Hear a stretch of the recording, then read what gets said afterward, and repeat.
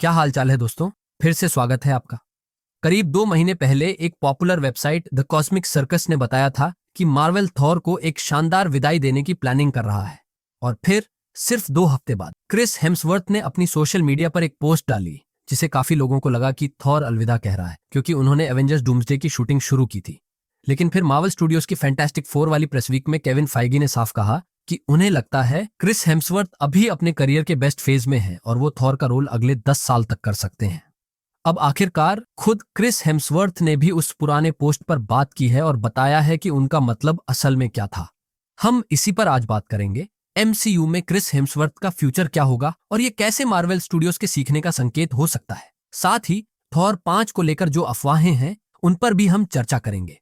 लेकिन उससे पहले अगर आपने चैनल को सब्सक्राइब नहीं किया है तो जल्दी कर लो। आप लोगों की वजह से ही चैनल आगे बढ़ रहा है और ये सबसे सिंपल तरीका है सपोर्ट करने का। अब बात करते हैं असली मुद्दे की। हॉलीवुड रिपोर्टर के एक आर्टिकल में ये इंटरव्यू छपा है। हेडलाइन थी क्रिस हेम्सवर्थ थॉर फ्यूचर। उसी में ये बताया गया कि हेम्सवर्थ ने एक यूट्यूब वीडियो पोस्ट किया था जिसका नाम था thank you the legacy of Thor. ये वीडियो मार्च के आखिर में एवेंजर्स डूम्सडे की कास्टिंग अनाउंसमेंट के कुछ महीने बाद आया था। फैंस को लगा ये हेम्सवर्थ का थॉर से आखिरी अलविदा है, लेकिन अब हेम्सवर्थ ने साफ किया है कि ऐसा कुछ नहीं था। उन्होंने कहा कि कई लोगों ने उसे पूछा और उसके टीम के कुछ मेंबर्स ने भी कहा कि उन्होंने गलत मैसेज भेज दिया है। असल में वो वीडियो सिर्फ फैंस को थैंक यू कहने के लिए था, लेकिन लोग उसे कुछ और समझ बैठे। अब वो भी मानते हैं कि उन्हें भी वीडियो देखने के बाद लगा कि ये थॉर का अलविदा है। वीडियो में बहुत सारा पास्ट टेंस था, पुरानी यादें थी, तो ऐसा लगना लाजमी था। लेकिन अब केविन फीज का कहना कि हेम्सवर्थ अगला दशक थॉर बनकर निभा सकते हैं और हेम्सवर्थ की ये सफाई, दोनों को मिलाकर देखा जाए तो शायद थॉर अभी नहीं मरेगा। मैंने पहले भी कहा था, ये मार्वल स्टूडियोज की अपनी गलती से सीखने का नतीजा है। उन्होंने देखा कि टोनी स्टार्क को मार देना शायद जल्दबाजी थी, लेकिन अब आरडीजे वापस आ चुके हैं डॉक्टर डूम के रूप में और स्टीव रॉजर्स, क्रिस एवंस की वापसी की भी बात हो रही है। इसलिए मार्वल अब इतने प्यारे ओजी एवेंजर्स को एकदम से खत्म नहीं करना चाहता, खासकर जब एमएसयू में एक्स मैन आने ही वाले हैं। केविन फीजे ने कहा है कि एक वक्त आएगा जब टोनी स्टार्क और स्टीव रॉजर्स को रिकास्ट किया जाएगा, लेकिन जब तक जरूरत नहीं तब तक थॉर को बाहर करने की कोई वजह नहीं है, ना ही उसे मारने की। थॉर को एमसीयू में बने रहने देना चाहिए ताकि वो एक्समैन और फैंटास्टिक फोर जैसे नए कैरेक्टर्स के साथ क्रॉसओवर कर सके। अब रही बात एवेंजर्स डूम्सडे की, तो वहां कुछ एवेंजर्स की मौतें जरूर हो सकती हैं। अगर थॉर मारा भी जाता है तो हमें पता है कि एमसीयू में वो वल्हाला जाएगा, जहां हमने जेन फॉस्टर को भी देखा था। कॉमिक्स में जेन वापस आती है वैल्किरी बनकर, तो वल्हाला कोई वन वे टिकट नहीं है। इसका मतलब थॉर वापस भी आ सकता है, सीक्रेट वॉर्स के दौरान या उसके बाद।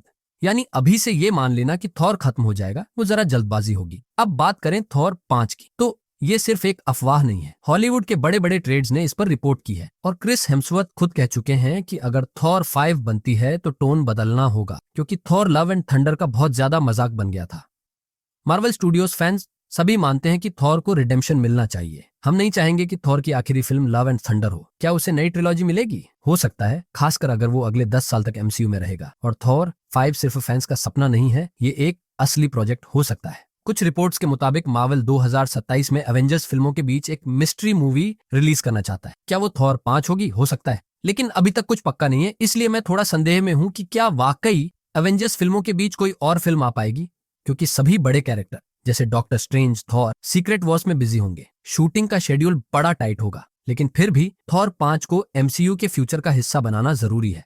और कौन जाने, हमें रून किंग थॉर या ऑल फादर थॉर जैसा कुछ देखने को मिल जाए। लव एंड थंडर में थॉर ने बच्चों को अपनी ताकत दी थी, वो शायद एक हिंट था कि वो अब ऑर्डिन की तरह बन चुका है। वैसे हेरक्यूलिस का क्या? वो कहाँ है? क्या वो सीक्रेट वॉर्स में दिखेगा या फेज 7 तक इंतजार करना पड़ेगा? ये किसी को पता नहीं। और केविन फीज ने कहा भी है, कुछ कैरेक्टर्स को हम शायद फिर कभी ना देख। अब आप बताओ, क्या आप भी मेरी तरह खुश हो कि थॉर और हेम्सवर्थ एमसीयू में बने रहेंगे?